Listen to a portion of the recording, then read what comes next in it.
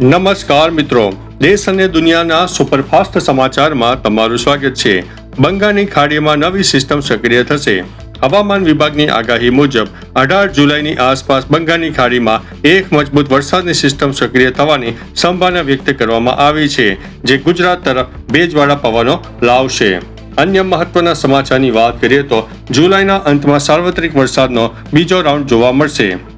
હવામાન વિશ્લેષકોના જણાવ્યા મુજબ 25 જુલાઈથી 31 જુલાઈ દરમિયાન ગુજરાતમાં સાર્વત્રિક અને ધોધમાર વરસાદનો બીજો મોટો રાઉન્ડ પણ જોવા મળી શકે છે।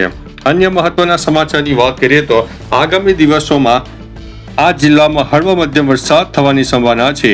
પંચમહાલ, વડોદરા, ભરૂચ, સુરત, નવસારી, વલસાડ તેમજ સૌરાષ્ટ્રના રાજકોટ, જૂનાગઢ અને અમરેલી જિલ્લામાં ગાજવીજ સાથે હળવાથી મધ્યમ વરસાદી ઝાપટા પડવાની શક્યતા છે। અન્ય મહત્વના સમાચારની વાત કરીએ તો ઉત્તર ગુજરાત અને પશ્ચિમ સૌરાષ્ટ્રને મોટો ફાયદો। જુલાઈના અંતમાં આવનારી સિસ્ટમથી ઉત્તર ગુજરાત, મોરબી, સુરેન્દ્રનગર અને કચ્છના અત્યાર સુધીમાં વંચિત રહેલા વિસ્તારોમાં સારો વરસાદ થવાની આશા છે। અન્ય મહત્વના સમાચારની વાત કરીએ તો માછીમારોને દરિયો ન ખેડવા માટે સૂચના। લો પ્રેશર અને મોન્સૂન ટફ સક્રિય હોવાને કારણે દરિયા કિનારે 45 થી 50 કિલોમીટરની ઝડપે પવન ફૂંકાઈ શકે છે, જેથી તંત્ર દ્વારા માછીમારોને દરિયો ન ખેડવાની કડક ચેતવણી આપવામાં આવી છે। અન્ય મહત્વના સમાચારની વાત કરીએ તો પાક માટે અમૃત સમાન વરસાદ। કૃષિ નિષ્ણાતો અને અંબાલાલ પટેલના જણાવ્યા મુજબ 20 જુલાઈ પછી પડનારો વરસાદ ખેડૂતોના ઊભા પાક, ખાસ કરીને વાવણી કરેલા પાક માટે સંજીવની સમાન સાબિત થનારો છે। અન્ય મહત્વના સમાચારની વાત કરીએ તો ખેતીવાડી બજેટમાં ઐતિહાસિક ફાળવણી। ગુજરાત સરકારના બજેટમાં ખેડૂતો, પશુપાલકો અને ગૌ સેવા માટે 24,022 કરોડની જંગી રકમ ફાળવવામાં આવી છે, જે ગ્રામીણ અર્થતંત્રને વેગ આપશે।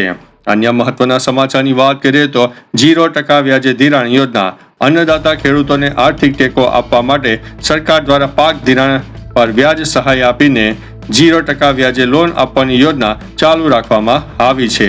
અન્ય મહત્વના સમાચારની વાત કરીએ તો ₹9,324 કરોડની વીજ સહાય। ખેડૂતોને સિંચાઈ માટે પૂરતી અને સસ્તી વીજળી મળી રહે તે હેતુથી સરકારે વીજ સબસિડી પેટે કરોડો રૂપિયાનું બજેટ મંજૂર કર્યું છે। અન્ય મહત્વના સમાચારની વાત કરીએ તો વાવણી બાદ વરસાદ ખેંચાતા ચિંતાનો માહોલ। રાજ્યના કેટલાક વિસ્તારોમાં વાવણી કાર્ય પૂર્ણ થયા બાદ વરસાદ ખેંચાતા ડાંગર અને અન્ય ખરીફ પાકો બચાવવા ખેડૂતો સિંચાઈના પાણી માટે સંઘર્ષ કરી રહ્યા છે। અન્ય મહત્વના સમાચારની વાત કરીએ તો આઈ ખેડૂત પોર્ટલ પર ફોર્મ ભરાવાનું શરૂ।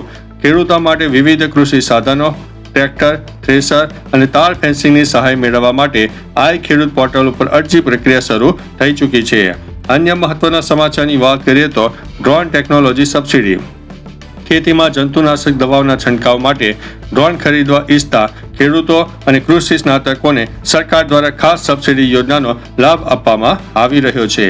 અન્ય મહત્વના સમાચારની વાત કરીએ તો દેશી ગાય રાખવા બદલ સહાય। પ્રાકૃતિક ખેતીને પ્રોત્સાહન આપવા માટે દેશી ગાય રાખતા ખેડૂતોને દર મહિને ₹900 એટલે કે વાર્ષિક 10,800 રૂપિયાની આર્થિક સહાય સીધી બેંક ખાતામાં જમા કરાવવામાં આવી રહી છે। અન્ય મહત્વના સમાચારની વાત કરીએ તો ગોડાઉન સહાય યોજના। ખેડૂતો પોતાના અનાજનો સુરક્ષિત સંગ્રહ કરી શકે અને ઓન સ્પોટ વેચાણની મજબૂરી ન રહે તે માટે ખેતરમાં ઓન ફાર્મ સ્ટોરેજ સ્ટ્રક્ચર એટલે કે ગોડાઉન બનાવવા માટે મોટી સબસિડી આપવામાં આવી રહી છે। અન્ય મહત્વના સમાચારની વાત કરીએ તો તાર ફેન્સિંગ સહાય યોજના।